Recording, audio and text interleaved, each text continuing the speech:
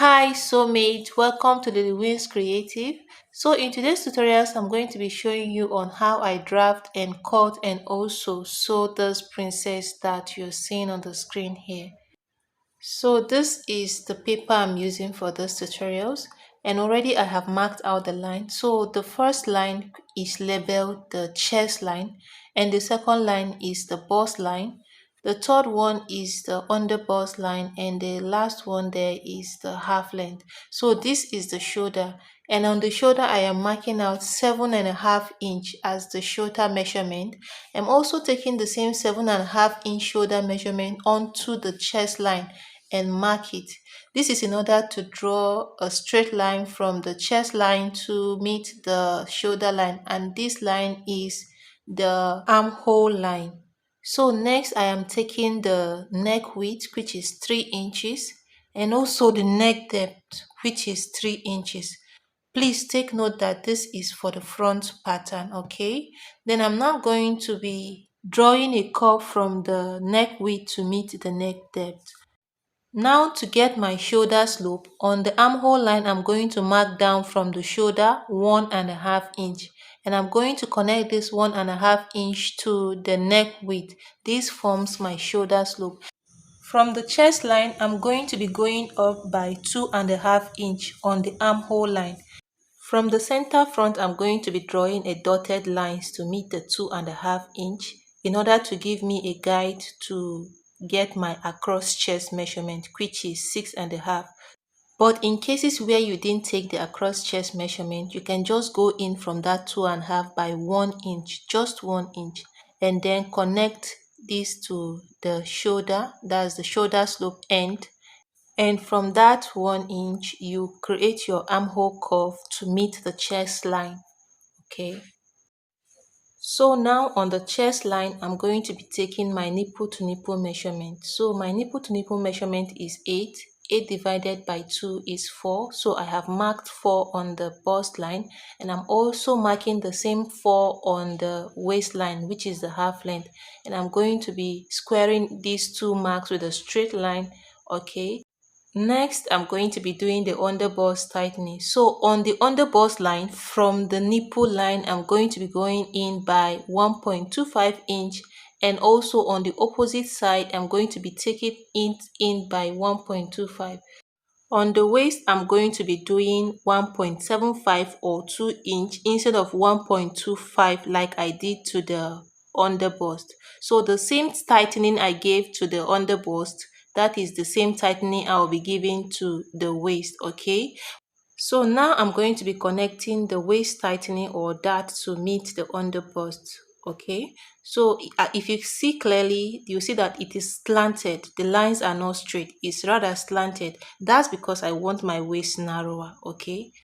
So now I'm going to be connecting the underbust tightening to meet the bust line on the nipple line, okay? Like this.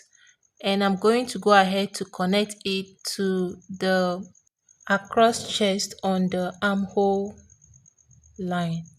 Next, on the other underbust leg, that's the underbust tightening on the other side, I'm going to be connecting it to meet the bust line, okay, on the nipple point.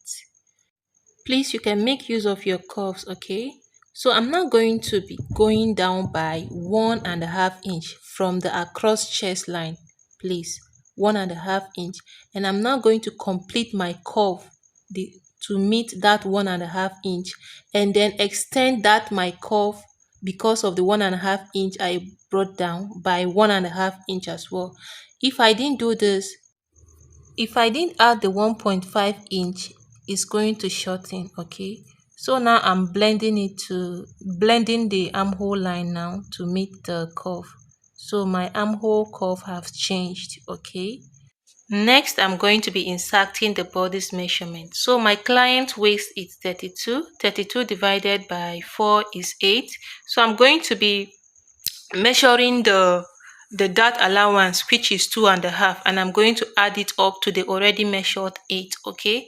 So I'm also doing the same to the underbust. I have measured the underbust tightening, and I'm going to add it to the original measurement, okay? So this is it. And also on the bust, I'm going to measure out the bust, but on the bust there is nothing that was taken out from it, so I can possibly add just a little of half inch, okay, just in cases. All right, so that is it. And on the chest, I'm going to be taking the chest measurement the same as the bust. So, and now I am going to connect this point, okay, and draw my shaping. Don't mind the funny look of this shaping, okay, because by the time you take in your underbust tightening and also your waist dart or tightening, the shape will become normal, okay. So that is it. My client front half length is 17 and her back half length is 15 and a half. So 17 minus 15 and a half is 1.5. So now I'm going to come to the bust line and mark down 1.5 inches, okay, which is the difference between the front and the back half length. So now I'm going to be connecting this 1.5 to meet the nipple point on the chest line. So this is now my bust dart. So now I'm going to be closing my bust dart in this manner. This is because I want the side, front and also the back to align, okay, to become 15 and a half. So when I close my bust dart, I discover that the measurement shortened.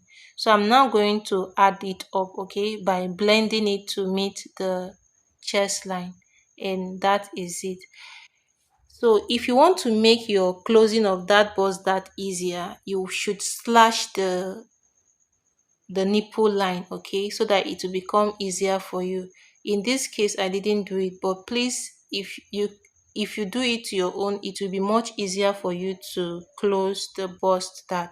So after everything, I'm now cutting out the part I don't actually need for this work, okay. So please pay attention to the cutting, even though it was fast. That's because of timing, so that you will know exactly, so that you will not cut it wrong, okay. So soulmate, this is it. So for the center front pattern, that line that went from the bust to the armhole, I'm supposed to cut it out. It's not part of the work, but I corrected it when I was cutting the pattern on the fabric. So now I'm drafting the back pattern, okay? The first line here is the shoulder line, the second is the chest line, and the last one here is the half length. So on the shoulder line, shoulder, I'm marking out 8 inch, which is my shoulder measurement, and I'm marking out the same 8 inch on the chest line, which is the same shoulder measurement. I'm now going to connect these two marks with a straight line, and this is now the armhole line, okay. So on that armhole line, from the shoulder line, I'm going to come down by 1 inch, okay, and I'm going to be taking my neck width as 3 inch, just like I did to the front, and I'm also taking my neck depth as 1 inch, okay. And I'm now going to be connecting this neck width to meet the neck depth with a curve, okay. So this is how I'm going to do it. After drawing these lines to meet each other, I came with half inch on the intersection, and I'm now curving out my neck curve like this. It's as simple as that. So once I am done with that, I'm now going to be connecting the 1 inch to meet the neck width, okay. So this forms my shoulder slope. So from the chest line, I'm going to be going down by 1.5 inch, okay. So on that 1.5 inch, I'm going to just draw a dotted line just to give me a guide of where to take my bust, my nipple point, okay. So from the center back, I'm taking 4 inch, which is my nipple to nipple measurement, divided by 2. That's 8 divided by 2, and I did it the same as on the waist line, okay. And I connect those 2 points with a ruler, with a straight line. On the waistline, from the nipple line, I'm marking 0.75 inch, and also flipping my tape to the other side, I marked 0. 0.75 inch as well. So now I'm going to connect it to meet that 1.5 inch line that I go away with from the chest line, as you can see me doing. So once I have done that, I'm now going to be taking the midpoint of my shoulder line and then connect this midpoint of the shoulder line to meet the 1.5 inch down from the chest line, as you can see me doing. Okay, so once I'm done with that, I'm just going to blend this line so that it doesn't have a sharp edge. Okay, so once that is done, I'm going to be taking a back dart on the center back. Okay, I'm going to go in by 1 inch, that's on the waistline, okay, the half length. So once I have done that, I'm just going to connect this 1 inch to meet the neck depth. Okay, so once that is done, so I'm now going to be shading the part I don't need for this work. Okay, so now I'm taking my waist measurement and I did not forget to add the dart allowance, which is 1.5 to it. Okay, so I'm also doing the same to the chest line. So on the chest line, I'm taking the bust measurement there. So there is nothing, there's no allowance that was taken. So it's just there like that. Okay, and now I'm going to be connecting it like this. And once I have done that, please disregard this line. So now I'm just going to go ahead to cut out my pattern. Okay,